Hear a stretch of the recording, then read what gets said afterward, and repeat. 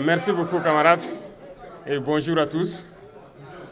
C'est un réel plaisir d'être là ce matin avec vous, pour communier avec vous et aussi échanger sur certains sujets, je dirais, d'ordre scientifique et qui nous intéressent beaucoup. Présent ici donc à l'occasion du 80e anniversaire de la victoire sur le nazisme, je pense que nous avons participé hier à la parade. Bien avant ça, la veille, nous avons participé aussi à certains événements culturels. Mais de tout ça, je dirais que nous avons appris beaucoup de leçons et qui doivent nous amener encore à réfléchir plus, à nous remotiver pour relancer la machine africaine. Le nazisme qu'on croit ou qu'on croyait avoir disparu est en train de refaire surface. La même chose que l'impérialisme, le colonialisme qui est là sous une autre forme et qui continue d'endeuiller des populations à travers le monde. Et aujourd'hui, beaucoup de peuples sont en train de se battre pour leur survie, pour leur souveraineté, pour vivre en paix. Et le Sahel fait partie de cette zone où l'impérialisme est en train de se manifester de façon très violente. Et avec tout ce que nous vivons, je souhaite que nous puissions donc honorer la mémoire de tous ceux-là, tous ces combattants qui se sont donnés corps et âme et qui nous ont dévancés à l'au-delà dans ce combat contre l'impérialisme, contre le néocolonialisme. Je vous demande donc d'observer une minute de silence.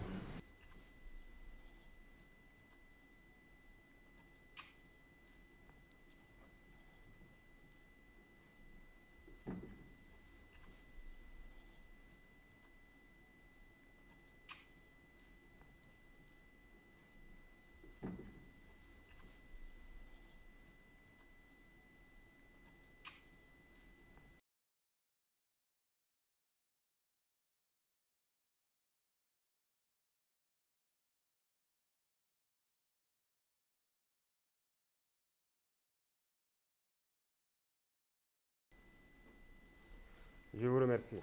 Благодарю вас.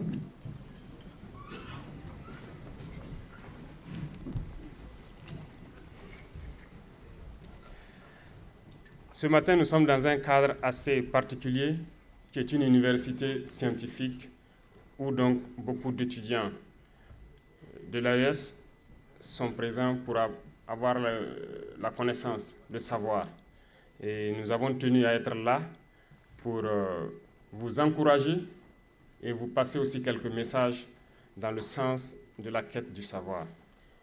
Nous allons travailler à ce que le nombre d'étudiants ici augmente, mais aussi, j'ai échangé avec eux, nous souhaitons que ces universités, telles que cette université de chimie et l'université donc, de radiotechnologie, qu'on puisse les dupliquer au pays et former plus d'étudiants et que nous puissions être en coopération et qu'ils nous envoient des instructeurs sur place pour avoir de grands laboratoires et de grandes universités.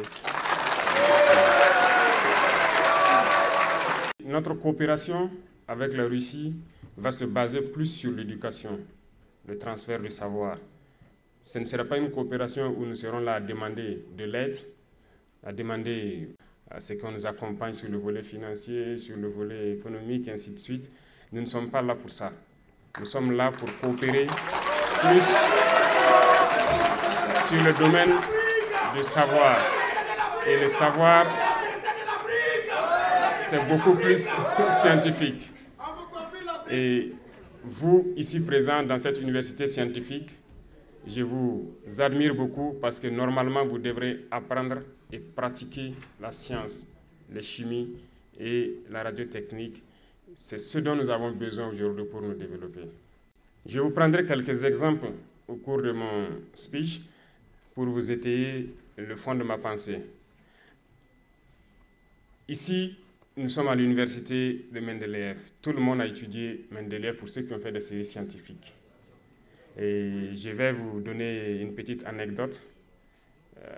Au cours de mon cursus scolaire, il y a des gens qui n'aiment pas certaines choses et qui n'arrivent pas à apprendre certaines choses. Donc lorsqu'ils n'arrivent pas à le faire, on les surnommait du nom peut-être du savant qui a inventé la chose. Par exemple, nous avons eu des gens qu'on appelait Pavlov, on a eu des gens qu'on appelait Mendeleïev également. Celui qu'on appelait Mendeleïev, par exemple, il s'est posé la question une fois que pourquoi Mendeleev a créé ce tableau-là. C'est pour nous créer des problèmes. Vous comprenez? Il doit bosser un tableau, mais il ne sait pas pourquoi il doit bosser le tableau. Ce qui veut dire que s'il ne pratique pas, il ne connaît pas l'utilité du tableau périodique de Mendeleev. Voilà pourquoi je dis dans ce sens, la coopération est très importante pour qu'on puisse faire de la pratique.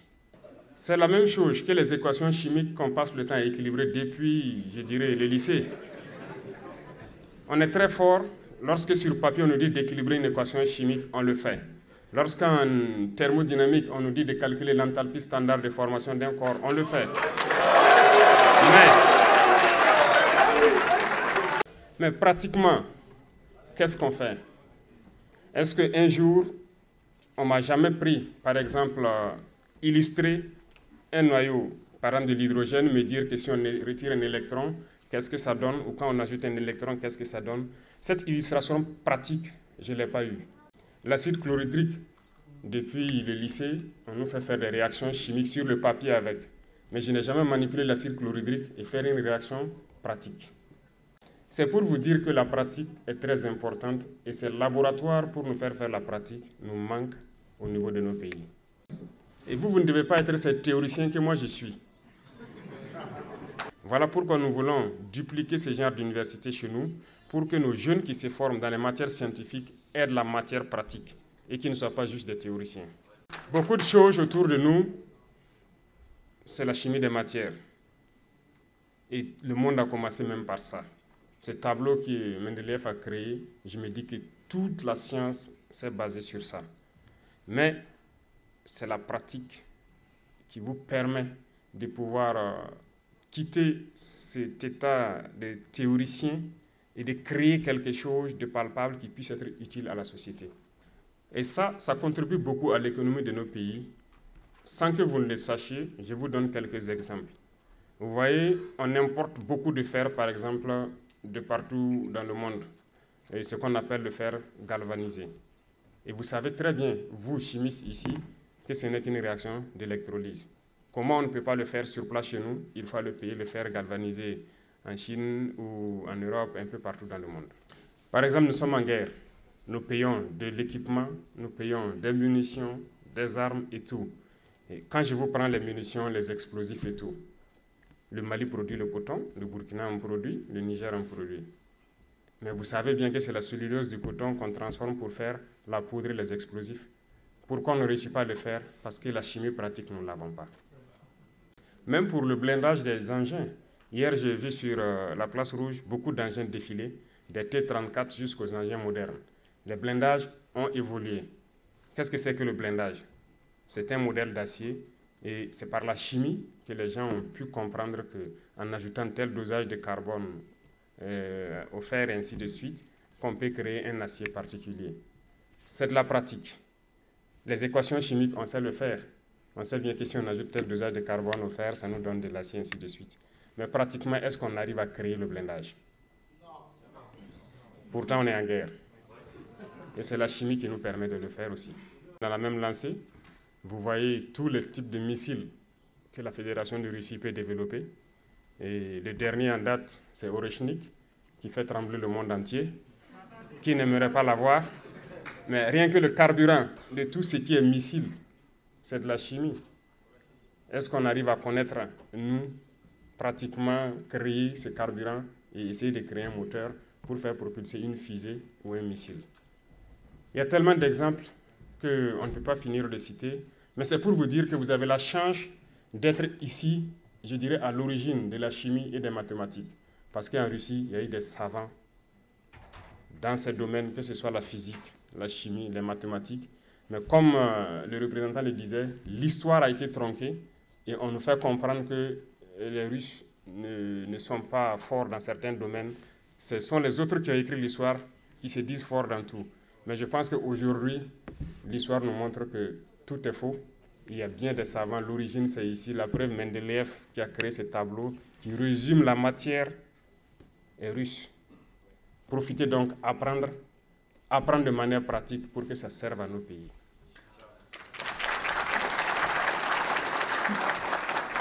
Lorsqu'un pays est faible, il est voué à disparaître dans ce monde de prédation. Il faut qu'on soit fort. Et aujourd'hui, les pays qui sont nucléaires sont forts. Ils ne perdent jamais une guerre. Mais la bombe nucléaire, vous avez tous fait atomistique, c'est sûr.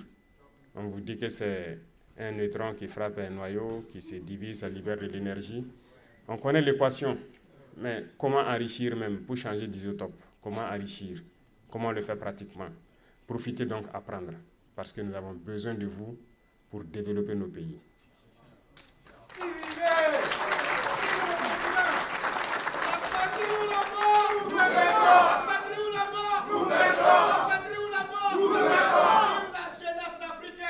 Nous avons des jeunes talents au pays, des inventeurs, des savants aussi, qui arrivent à créer certaines choses, mais il leur manque souvent la connaissance mathématique pour améliorer et mettre à jour et pouvoir avoir une formule unique pour ce qu'ils font.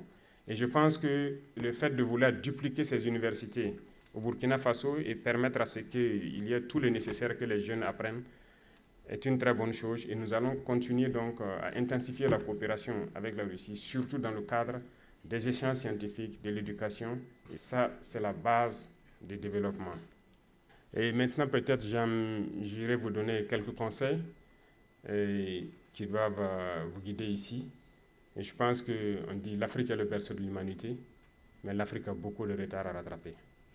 Ce n'est pas impossible, c'est bien possible. Vous vivez ici, vous voyez, comme moi, tout ce que vous voyez.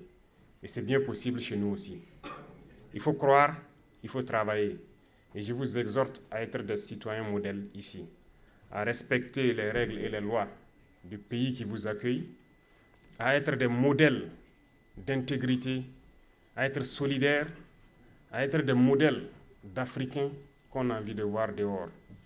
La discipline et l'ordre que vous voyez ici, vous devez pouvoir montrer plus. Donc, soyez solidaires, apprenez bien et l'essentiel. Nous avons besoin de vous et nous espérons que très bientôt, vous viendrez donc créer ce dont nous rêvons pour les autres générations et apprendre à ces générations ce que vous avez appris pour qu'ils soient meilleurs que vous. Tout le monde souhaite que les générations à venir soient meilleures que nous. Et je compte sur vous pour que vous puissiez apprendre et venir transmettre le savoir.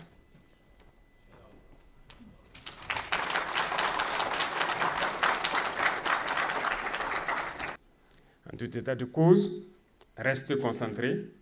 L'impérialisme continue ses actions, mais le diviser pour régner ne doit pas marcher avec nous encore. Vous devrez avoir tout compris. Restez concentrés. Le combat continue. Et le combat continuera toujours jusqu'à la victoire finale. Et que nous allons célébrer un jour. La patrie ou la mort. Merci beaucoup.